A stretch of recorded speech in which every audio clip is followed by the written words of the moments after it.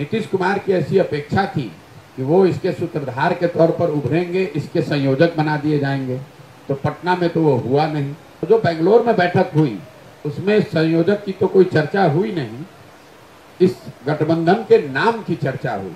उसमें भी आपने खबरों में देखा होगा कि सब लोग सहमत थे। जो नाम नीतीश कुमार ने सजेस्ट किया उस पर कोई सहमत नहीं हुआ। नीतीश कुमार एकमात्र बड़े लीडर थे जो इंडिया नाम से सहमत नहीं थे, तो वहां पर भी उनकी नहीं चली। तीसरी बैठक में नीतीश कुमार एजेंडा लेकर गए थे कि कास्ट बेस्ड सेंसस को इंडिया का मेन एजेंडा बनाया जाए। उसको भी इंडिया के सभी साथी गठबंधन दलों ने मुख्य मुद्दे के तौर पर नहीं स्वीकार किया। नमस्कार, आप देख रहे हैं लाइव बिहार। मैं हूं आपके साथ असलम अब्बास। लोकसभा चुनाव 2024 से पहले पूरे देश में नरेंद्र मोदी को सत्ता से हटाने के लिए विपक्षी एकता की मुहिम चलाई जा रही है, जिसकी जो है बानगी INDIA के रूप में सामने भी आई है। लेकिन जो सबसे बड़ा जो सवाल है वो बिहार की राजनीतिक हालात को लेकर है। जिस तरीके से बिहार के मुख्यमंत्री नीतीश कुमार पूरे देश में घूम घूम कर लोगों को एक साथ कर रहे थे, भाजपा के खिलाफ गोलबंद कर रहे थे, अब वही नीतीश कुमार शायद इस गठबंधन से, इस नाम से अब खुश नहीं है। ये कहना मेरा नहीं है, दरअसल जन स्वराज अभियान के नेता प्रशांत किशोर इस बात को बोल रहे हैं। उनका साफ साफ कहना है कि नीतीश कुमार अब इस गठबंधन से खुश नहीं है। जिस तरीके से उनकी लालसा थी, जिस तरीके से उनकी मंशा थी, उसके हिसाब से उन्हें कुछ भी नहीं मिला है।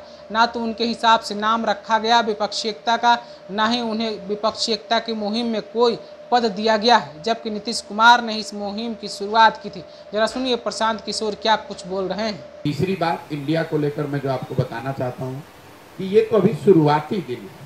सबसे आसान काम है नेताओं का एक साथ बैठना, महत्वपूर्ण है लेकिन ये आसान काम है। जब सीट शेयरिंग की बात होगी, जब मुद्दे की बात होगी, तब आपको समझ में आएगा। जहाँ तक नीतीश कुमार का सवाल है और इंडिया में उनकी भागीदारी का सवाल है, तो बिल्कुल इसको ऑन रिकॉर्ड आप लिख लीजिए। 3 जो इंडिया की बैठक हुई, पहली बैठक पटना में हुई। नीतीश कुमार की ऐसी अपेक्षा थी कि वो इसके सूत्रधार के तौर पर उभरेंगे, इसके संयोजक बना दिए जाएंगे, तो पटना में तो वो हुआ नहीं। फिर नीतीश जी की आशा अपेक्षा थी कि बॉम्बे में ये हो जाएगा, बेंगलोर में होगा। तो जो बेंगलोर में बैठक हुई उसमें संयोजक की तो कोई चर्चा हुई नहीं, इस गठबंधन के नाम की चर्चा हुई। उसमें भी आपने खबरों में देखा होगा कि सब लोग सहमत थे। जो नाम नीतीश कुमार ने सजेस्ट किया उस पर कोई सहमत नहीं हुआ। नीतीश कुमार एकमात्र बड़े लीडर थे जो इंडिया नाम से सहमत नहीं थे, तो वहां पर भी उनकी नहीं चली। तीसरी बार जब वो बॉम्बे में बैठक हुई, तो आपको जदयू वाले नहीं बताएंगे, हम बता रहे हैं, क्योंकि इंडिया वो बैठक में जो लोग बैठते हैं वो सब सीधे तौर से हमसे जुड़े हुए लोग हैं। तो तीसरी बैठक में नीतीश कुमार एजेंडा लेकर गए थे कि कास्ट बेस्ड सेंसस को इंडिया का मेन एजेंडा बनाया जाए। उसको भी इंडिया के सभी साथी गठबंधन दलों ने मुख्य मुद्दे के तौर पर नहीं स्वीकार किया।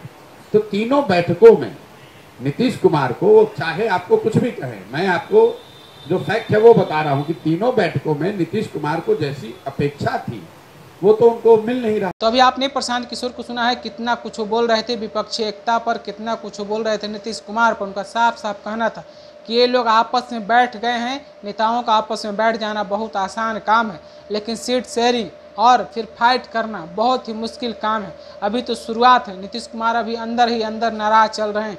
आगे आगे देखिए कई नेता सामने आएंगे जिनकी नाराजगी भी खुलकर सामने आएगी। जैसा कि प्रशांत किशोर ने कहा है, आपने खुद सुना है। आप अपनी राय क्या रखते हैं हमें कमेंट करके ज़रूर बताइएगा।